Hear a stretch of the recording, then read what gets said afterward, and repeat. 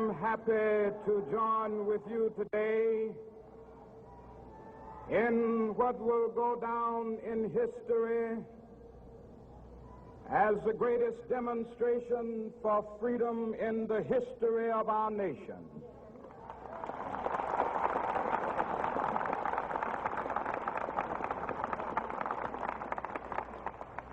Five score years ago,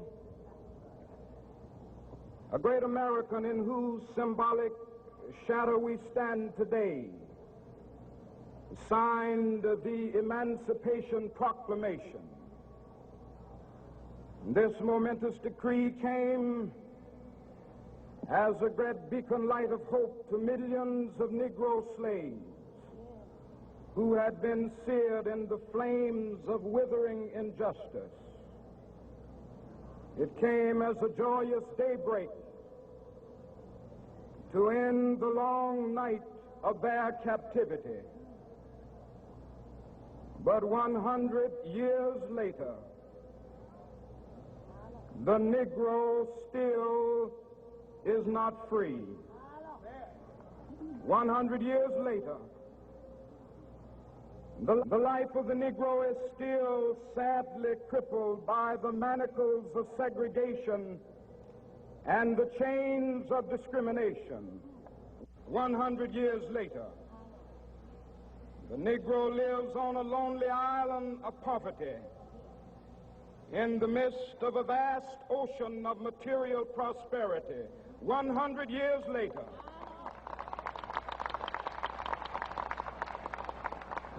the Negro is still languished in the corners of American society and finds himself in exile in his own land.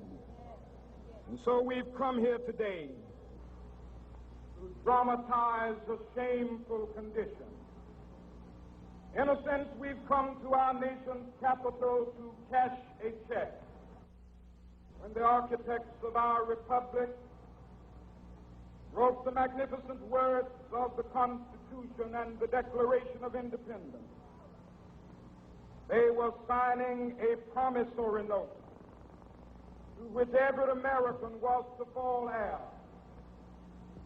This note was a promise that all men, yes, black men as well as white men, would be guaranteed the unalienable rights of life, liberty, and the pursuit of happiness. It is obvious today that America has defaulted on this promissory note insofar as her citizens of color are concerned. Instead of honoring this sacred obligation, America has given the Negro people a bad check, a check which has come back marked insufficient funds.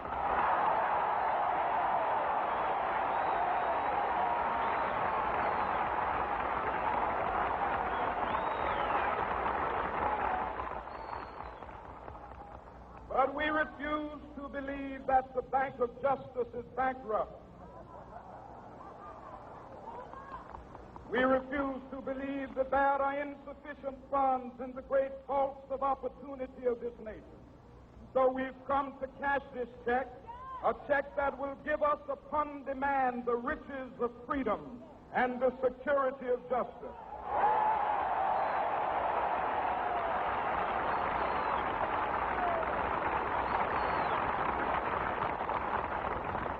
We have also come to this hallowed spot to remind America of the fierce urgency of now. This is no time to engage in the luxury of cooling off or to take the tranquilizing drug of gradualism.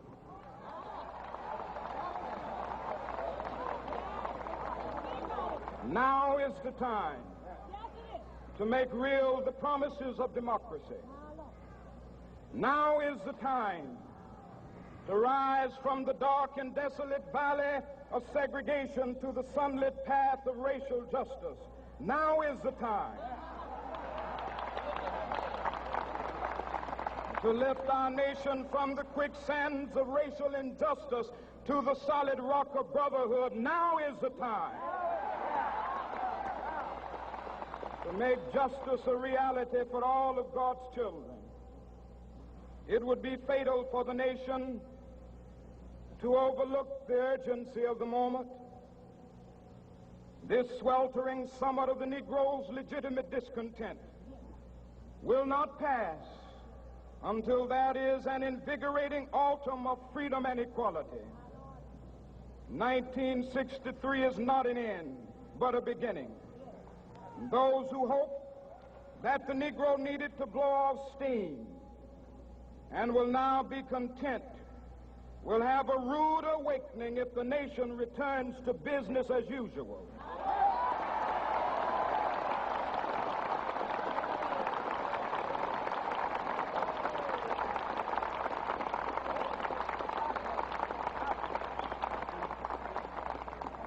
There will be neither rest nor tranquility in America until the Negro is granted his citizenship rights. The whirlwinds of revolt will continue to shake the foundations of our nation until the bright day of justice emerges. But that is something that I must say to my people who stand on the warm threshold which leads into the palace of justice.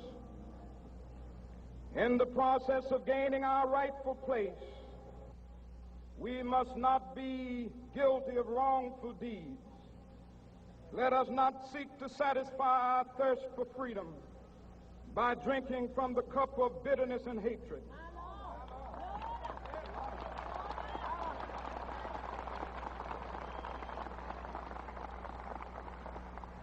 We must forever conduct our struggle on the high plane of dignity and discipline. We must not allow our creative protests to degenerate into physical violence. Again and again, we must rise to the majestic heights of meeting physical force with soul force. The marvelous new militancy which has engulfed the Negro community must not lead us to a distrust of all white people. For many of our white brothers, as evidenced by their presence here today, have come to realize that their destiny is tied up with our destiny.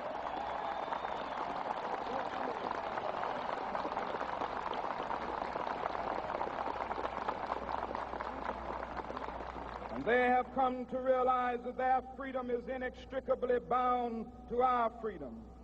We cannot walk alone. And as we walk, we must make the pledge that we shall always march ahead. We cannot turn back.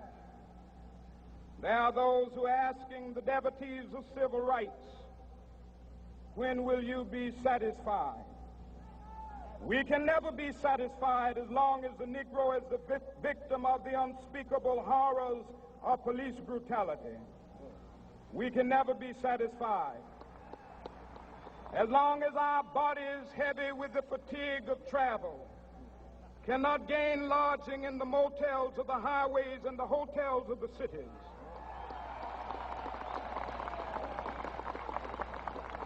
We cannot be satisfied as long as the Negro's basic mobility is from a smaller ghetto to a larger one. We can never be satisfied as long as our children are stripped of their selfhood and robbed of their dignity by signs stating for whites only.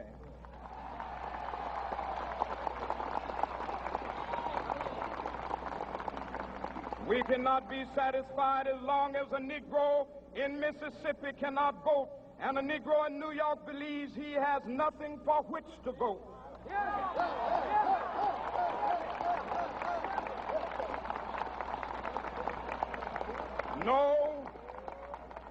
No, we are not satisfied, and we will not be satisfied until justice rolls down like waters and righteousness like a mighty stream.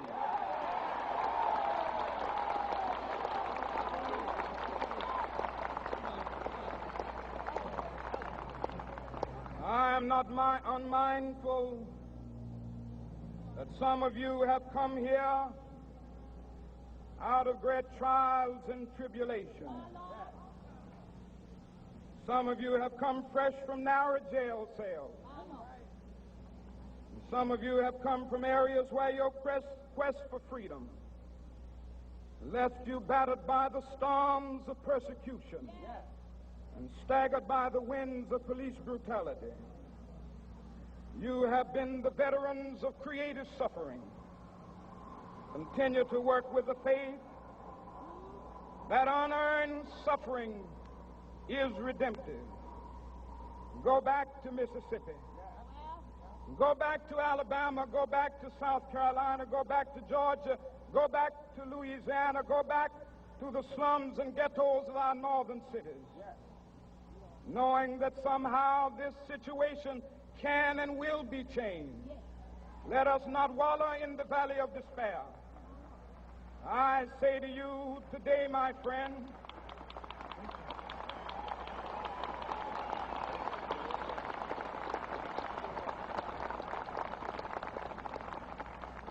so even though we face the difficulties of today and tomorrow, I still have a dream. It is a dream deeply rooted in the American dream. I have a dream that one day this nation will rise up and live out the true meaning of its creed. We hold these truths to be self-evident, that all men are created equal.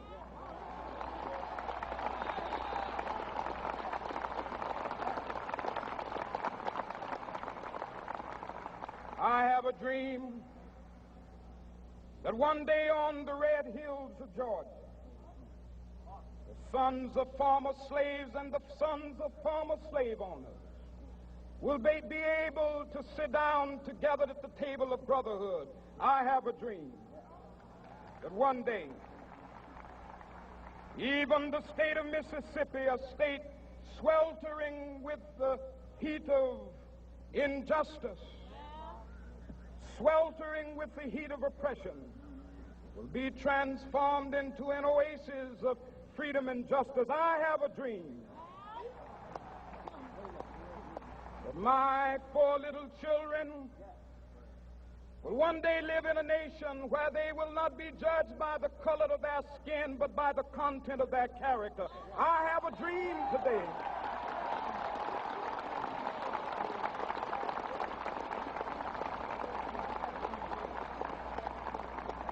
I have a dream that one day down in Alabama, with its vicious racists, with its governor having his lips dripping with the words of interposition and nullification, one day right there in Alabama, little black boys and black girls will be able to join hands with little white boys and white girls as sisters and brothers. I have a dream today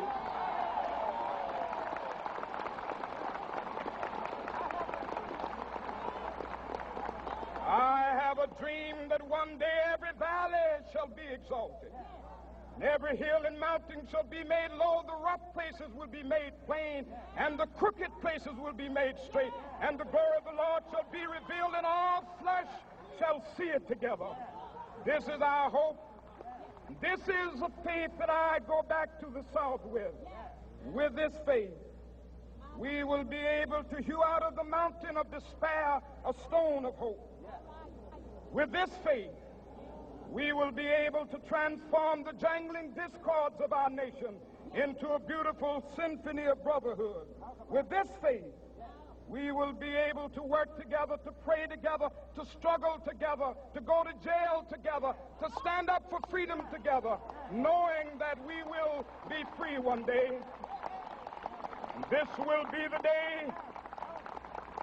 This will be the day when all of God's children will be able to sing with new meaning, "My country, tears of thee.